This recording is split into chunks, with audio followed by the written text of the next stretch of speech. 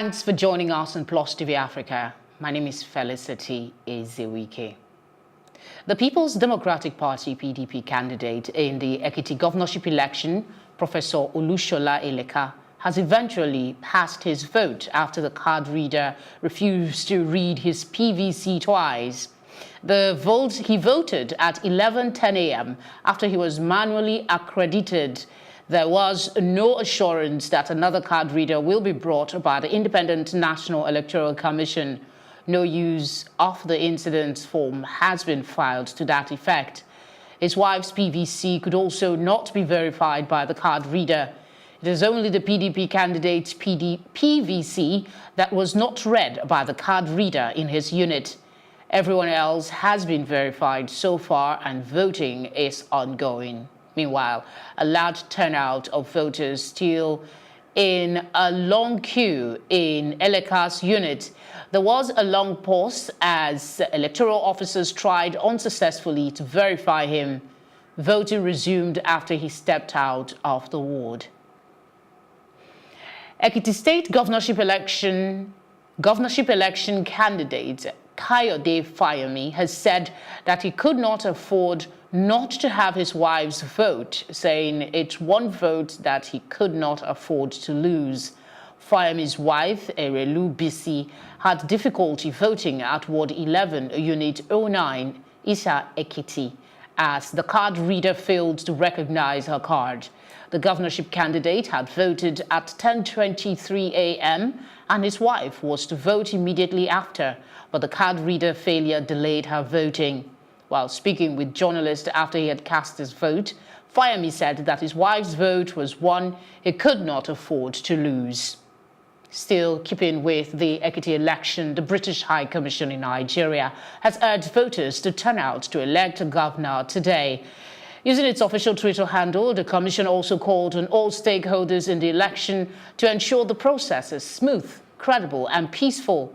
According to the Commission, democracy wins when everyone plays by the rule. Meanwhile, the British High Commissioner to Nigeria, Paul Ackroyd, had a meeting with INEC representatives ahead of the elections, stressing the importance of neutrality of institutions involved. Local observers monitoring the Ekiti election have expressed satisfaction in the way the election is going on.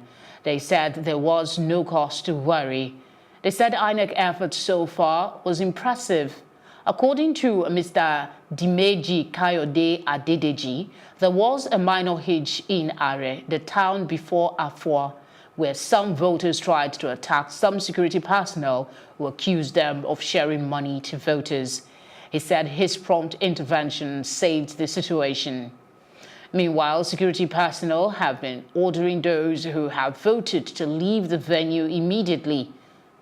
Governor Fayose is still being expected at his Ward 001, St. David's Primary School, Afao. Police have arrested some persons in Ado-Ekiti, the state capital. They were arrested for allegedly distributing money for votes at Ajilosun area of Ado-Ekiti in front of Jonathan Memorial School. After the arrest, they were taken away in a police vehicle. Prior to the arrest, the electoral process has been peaceful at the polling units.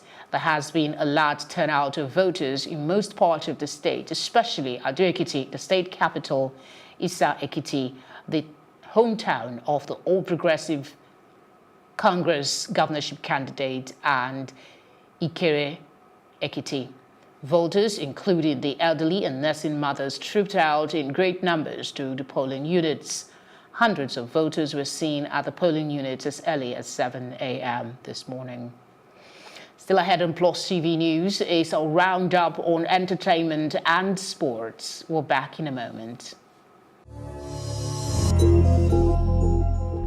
And in entertainment, first wife of the late Frank Sinatra, Nancy Barbato Sinatra, has died. She died on Friday, aged 101. Her daughter, known by the same name, made the confirmation via social media, saying, "My mother passed away peacefully tonight.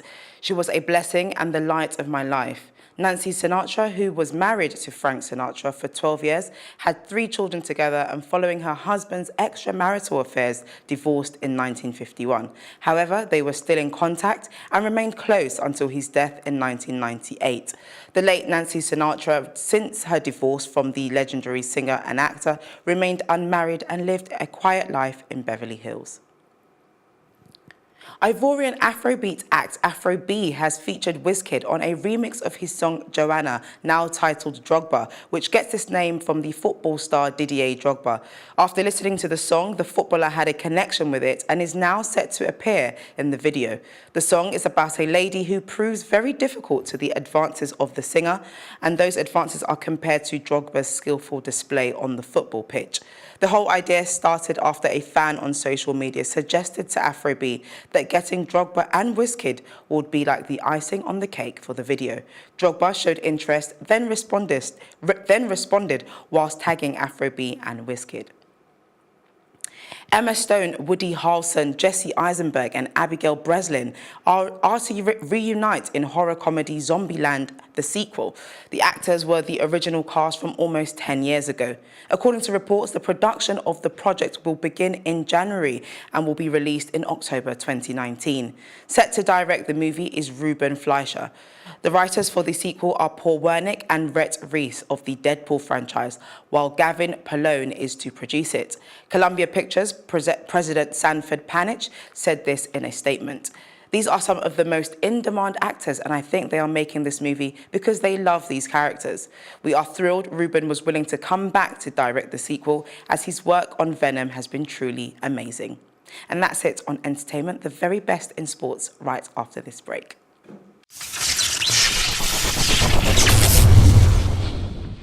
Hello and welcome to Sports Update on Plus TV Africa. I am Udoka Njoko with the biggest stories in the world of sports. And starting off on the home front, well, sprinter Blessing Okagbare failed to bounce back from her disappointing runs in the IAAF Diamond League meetings, running a rather mediocre 23.42 seconds in the 200-meter event to finish in 7th position at the 9th leg of the meeting that was on Friday in Rabat, Morocco. And the former Commonwealth Games at double sprint queen was expected to race back into reckoning in Rabat from a series of uninspiring runs immediately after opening her Diamond League season with an impressive 10.90 seconds in the 100-meter race in Doha, Qatar last May. And the IAAF Diamond League train will make its 10th stop at the Hercules Scepter in Monaco next week. And going over to football, Premier League giants Chelsea have named Italian tactician Maurizio Sarri as their new manager as they put pen to paper on a 3-year deal at Stamford Bridge. And the former Napoli boss replaces compatriot Antonio Conte, who was sacked on Friday despite having 1 year left on his contract. And Maurizio Sarri had resigned as Napoli manager in May after leading the club to 2 successive second-place finishes in his 3-year stay in Naples. And he has since been replaced by another Italian, Carlo Ancelotti, who was named his successor in May. And Maurizio Sarri is the 12th Italian to manage in the Premier League, in addition to being the 6th Italian manager to take charge of Chelsea. We had Gianluca Vialli, there was also Claudio Ranieri, Carlo Ancelotti, Roberto Di Matteo, and Antonio Conte. They all had previously managed the FA Cup champions in the Premier League. And for Sarri, his first competitive game in charge would be the Community Shield clash with Premier League champions Manchester City on the 5th of August. And in tennis, Novak Djokovic led world number 1 Rafael Nadal over 3 sets of their Wimbledon semi-final when play was suspended until today. And Novak Djokovic was ahead 6-4, 3-6, 7-6, 11-9, and they did not start their match until 8 p.m. as they had to wait for Kevin Anderson's epic semi-final game against John Isner to finish. And that game will go on by 1 p.m. later today. And Liverpool have signed Switzerland forward Shedran Shaqiri from Stoke City on a 5-year deal after triggering his £13 million release clause. 26-year-old was Stoke's top scorer last season with 8 goals as they were relegated from the Premier League. And that's it on Sport Update on Plus TV Africa. I am Udoka Njoko. Thank you very much, Udoka. And that's our news roundup of events. We'll be back later with more stories making the headlines. To join us for a continuation of updates on the elections in Ekiti State. My name is Felicity Ezewike.